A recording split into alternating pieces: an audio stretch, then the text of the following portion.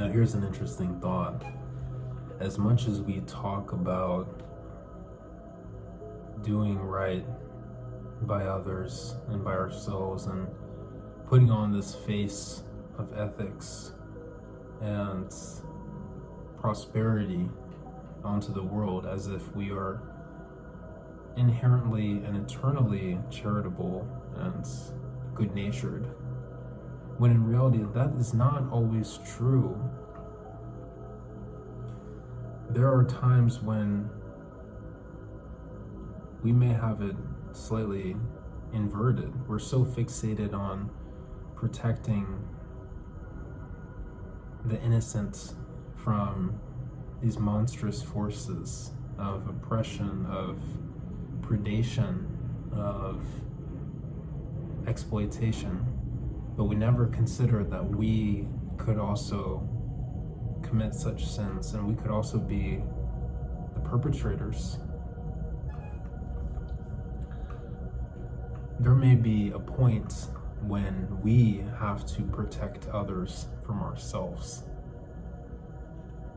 And that is a terrifying reality, but it is so urgent, exigent. It is so immediate. It's not far off. It's not distant. At any point, we are capable of atrocity. We are capable of damnation. It is not something that is not in our DNA. It is not something that is outside of us. The human condition encompasses a variety of outcomes, and not all of them are pretty. Not all of them have happy endings. Not all of them are good. So, while we can be at times hopelessly optimistic and, blissfully unaware of the certain bad tropes that persist in all of us, we still have to continue to be mindful. Just because something looks sweet or tastes sweet doesn't mean we should eat it. Just because something looks pretty doesn't mean we should touch it. You catch my drift?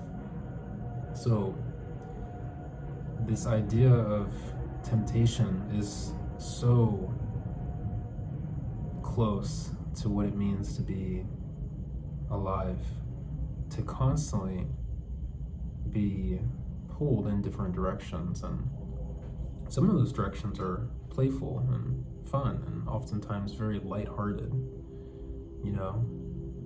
You want to catch a quick glimpse of the sun as it sets.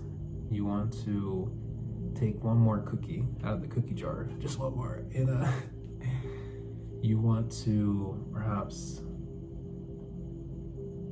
take in one more big whiff of that favorite perfume or cologne that somebody wears. But these sort of enjoyments and infusions of our own desires oftentimes at their face are pretty innocent, but if you really allow for full freedom and do not have any sense of boundary and control of those desires, they can become perverted and they can insert themselves into, maybe undesirable situations, perhaps unnecessary situations, or rather improper situations,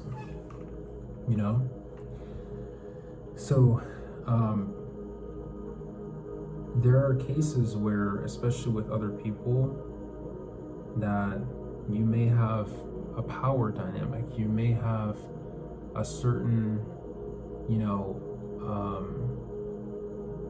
level of authority or perhaps omniscience in a situation where you know something that somebody else doesn't, or you can kind of analyze a certain position uniquely that gives you perhaps a different edge in the situation. It's very important to be very careful, to be extremely cautious about how you exert yourself, especially around younger people, especially around vulnerable individuals. These are to my men out there. These are to the boys becoming teens and teens becoming adults. Don't carry yourself so loosely, especially around girls, especially around younger women and other children. Very, very, very important that you respect boundaries, that you appreciate some level of distance between sexes, between positions that require discipline. You can't follow every single desire. You can't,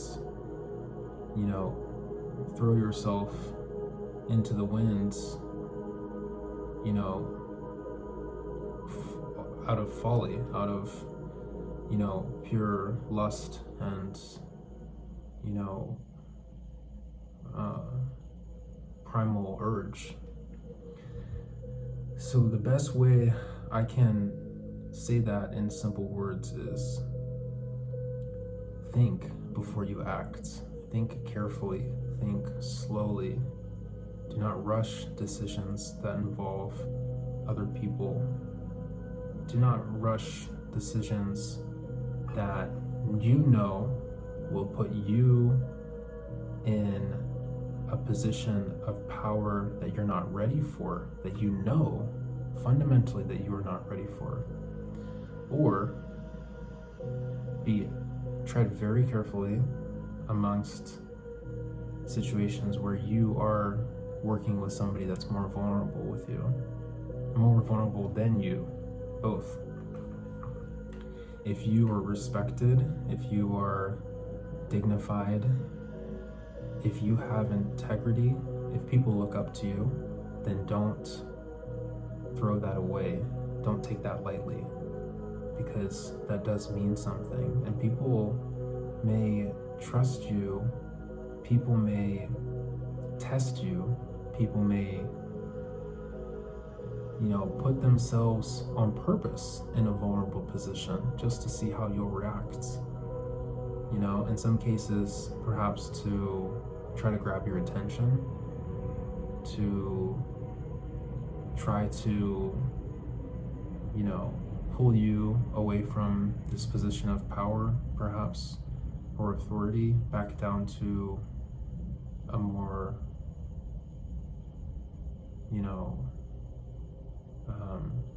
almost primitive, level, which again can be playful, but it's oftentimes done from this fantasy point of view where, people are operating on these, these deep desires that are often sometimes a bit twisted, and, it's human, but it's not, at the same time, this beast is not something that you want to let out, to run free, to completely take control of your life. Everybody has something like that. It's this like inner, rampager that for some wants to destroy, for some wants to conquer, for some wants to take advantage, for some wants to hoard, for some wants to consume. Everybody has that. This is not limited to men, but I want my guys out there to really deeply hear this message, because I think the way that the world is and that societies are set up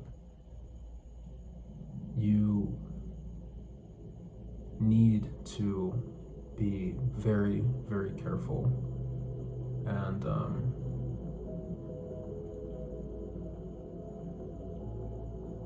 you have so much intrinsic ability to lead and to,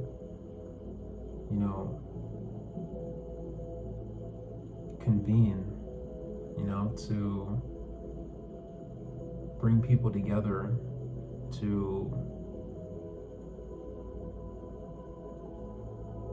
raise voices, to raise issues, to raise concerns. Don't throw that away.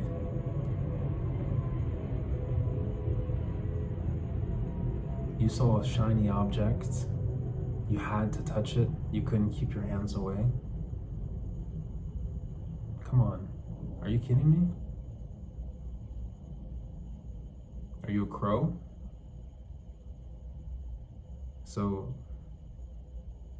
without discipline, without control, there's nothing separating you or me or anyone from,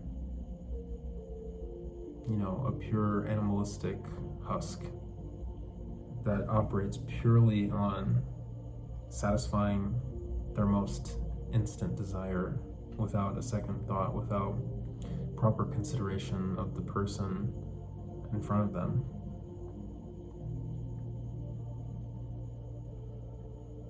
And I know it's hard. I know that this is not something that you're taught. Most of you have to learn this type of discipline out there in the real world. And you don't have somebody saying, hey, don't do that. Don't do that. Don't even think about it. Don't even look. Don't push those limits.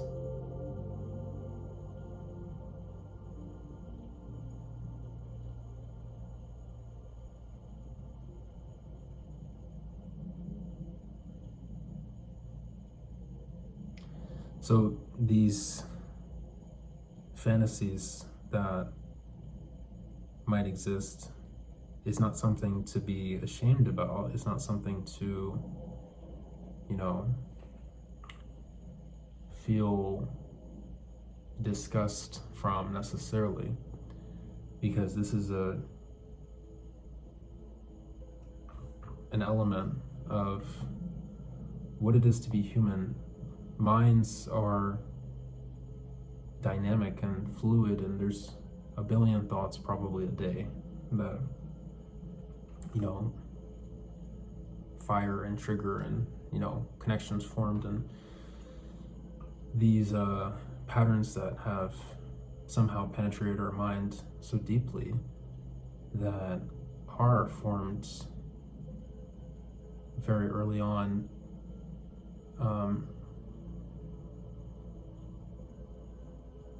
We have to find a balance. We have to find a way to deal with them, but not in a way that's going to compromise our sanity, our health, or our autonomy, and also not compromise other people's safety, security, or sense of self. We must not abuse. We must not hurt. We must not prey. We must not manipulate. We must not take what's not ours. We must not despair. For there is a sense of hope still in all of this. It's not that we are constantly having to limit ourselves. It's more that we know that these particular thoughts and fantasies and aspects of each one of our personalities, they're not the full representation of who we are and what we are. They aren't necessarily intrinsically wrong. But if you take them in certain contexts, and if you allow them again to run rampant, then it is likely that something is going to happen and a negative outcome will occur. So the best we can do is to exercise discipline. We must keep ourselves in check. And if we feel that things are getting away from our sense of balance and away from our sense of value, we must reel ourselves back in. And that's where we can use the help of our support systems, the help of our, tiers of wisdom. We go to our mentors and we go to our resources, and we always find ways to get back on track. And it's not about keeping the beast that's inside suppressed. It's not about trying to satisfy that beast temporarily so they quiet back down. It's more about finding a healthy relationship between these different parts of yourselves and including that in every conversation, any mental reflection, noting that there might be, an expression of you that needs to be watched, that needs to be considered, that needs to be, noted. I know that in these situations, if these conditions are met, I may do something that doesn't align with my values. Therefore, I should not put myself in said situation under those conditions. It's just illogical, because I know that I will be tempting myself and I will be creating some sort of situation where I have to now then try to navigate while under less control, because of these conditions being met will create chaos, will create destabilization, So to my women out there, what can I tell you? I would say for you, equally be careful, and especially know the power that you have, not just in your physical presence and beauty, but also in your ability to share certain aspects of yourself, or keep them maybe more clothed. You have a sense of attraction that is very easy to pinpoint, that is very easy to catch on to. So be very careful with how you present yourself, because due to the nature, the biological nature, there is a reality that putting yourself exposed in certain situations is going to lead to certain conditions being met for certain darker behaviors to be uncontained. So staying modest, I think, actually does make sense in this reality. Like, at least in private places, at least in places where strangers are around, treating yourself as a valuable item actually, I think, is not unreasonable. I think that makes sense, because for you are preserving, it's not this sense of innocence necessarily, but it's like you're preserving your palate, you know, your ability to taste these incredible flavors. That's almost the feminine touch, is to have almost this acute, you know, very profound taste that it's almost not quite as visible in men, because there's a lot more of this like brutish, you know, inconsistent and, you know, almost ignorant, you know, pattern that we exhibit. But I think women can come into touch with that palate more often, the different flavors of life. But I think if they're not careful and protecting that palate and just exposing it and saying, you know, okay, whatever is out there can just come in freely, you know, I think it can sometimes enter in bitter flavors and perhaps poisonous flavors, venomous flavors that may not have always been bad flavors inherently, but over time they rotted, they decayed, and they, you know, kind of became what they were now known as, which is, you know, detritus, you know. Just learned that word recently. So, you know, there is a balance to all of it, and I'm really glad, you know, I work with younger people, and I'm really glad I get of both, you know, sides of the spectrum, because I can kind of see what it's like nowadays to grow up, and, you know, from a girl's perspective or a guy's perspective, I can see these different things. And I know a lot of my younger ladies out there, you know, they oftentimes are looking for that male's approval or perhaps attention or, you know, interest.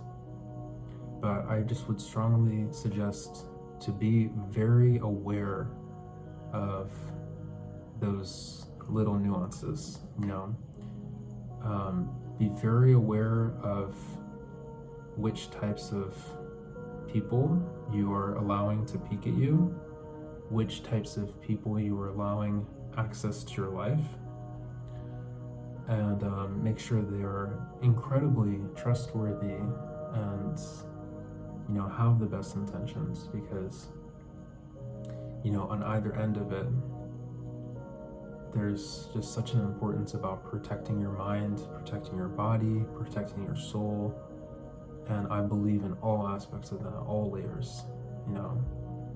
So I'm continuing to commit myself to the best behavior, the best possible presentation of myself that I can offer, that is dignified, that is respectful, that is deeply considerate of those balances between men and women, those power dynamics.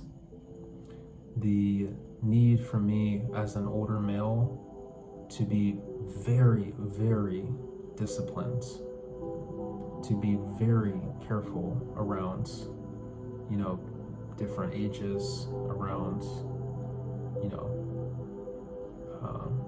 younger people. And, you know, I don't see this spoken about enough. And I hope this can make it to the right person or the right people who do aspire to be maybe mentors or individuals that others look up to.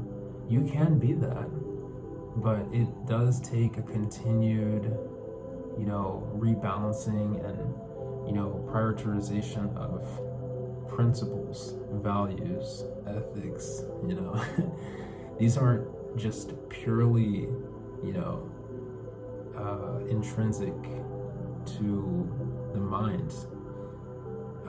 You have to sometimes think, and you have to sometimes, you know, step away from a situation and, you know, really think about it and say, hey, is that appropriate? Was my behavior appropriate? Did I lead myself in a way that, you know, benefited that person? Did I compromise any of my values today? Did I allow myself to be tempted by anything? And if you ask those questions and you feel like there is any sort of, you know, shift in your tone or your posture or your inner, you know, monologue, then think about it and pivot and redirect and, you know, use this as a learning opportunity. So that's kind of a cool topic. I'm almost, you know, flattered that it crossed my mind, and it's not something that, you know, you find out there much of anymore. It's like you always hear about fathers, you know, having that hard talk with their sons, and that takes place around 12 years old or 10 years old, I don't know. I mean, my dad did that for me, so I guess I was lucky in that way. But since I've been that age, you know, I think a lot of those lessons I've had to come to understand myself, and I just thank God that I've never truly compromised my values as I've been an adult, as I've, you know, put myself in positions of trust. I'm proud to say that I've risen to every layer of, you know, virtue that I had hoped. And that doesn't mean that there's not work to do. And that doesn't mean that I'm perfect, because I still have areas that I can improve in, and I still have moments of temptation, and I still have, you know, those fantasies that we all have. And for me, I'm continuing to remind myself about why I'm in this and what my values are, what my goals are, and what I plan to achieve. And none of that involves, you know, making those devilish decisions that sometimes, you know, that side of you, you know, thinks that you want. Those are all 100% immediate pleasures, self-gratifications, and none of them lead to positive outcomes in the long term for either party. Neither the ones involving sweet flavors, the ones involving incredible smells, beautiful sights. So the senses are just really euphemisms. I'm just trying to give an idea of the type of conversation that we all need to have. And if you don't have this with, you know, a mentor or a figure, somebody that you look up to, then just have it with yourself. And if you have kids, then have it with them, you know. Raise them to be the best versions of themselves that they can be. And let's continue to pass on the best possible traits and qualities to the future. The ones that limit suffering, the ones that limit pain, and extend this cycle of pleasure much longer by creating more stable conditions, more humane and more healthy conditions for roots to grow, for flowers to blossom, for individuals to truly find themselves in a free and liberated place. Allow young people to grow up. Allow, you know, voices to speak and allow, expression to be had without this imposition of selfish desires onto everything. If you can't control the beast, then for now, find a way to contain it until you have the strength and you have the firepower, the willpower to confront and ultimately befriend, And it doesn't mean that friend isn't going to sometimes act out, because that's what friends do. Sometimes they're not on their best behavior, and it's like, hey man, look, if you're not going to chill out, then you're gonna have to stay away for a while. And sometimes that's what happens, little friendship breakup. But ultimately in the long term, we'll be better off because we're going to set boundaries. We're going to set ourselves up for continued reliability, trust, safety, security, and we can allow the best parts of us to come through, So I hope you resonated with that. This is a beautiful message, and take with it what you will. Very metaphorical, but hopefully also clear at the same time. Try to be transparent. So I'll see you on the next one.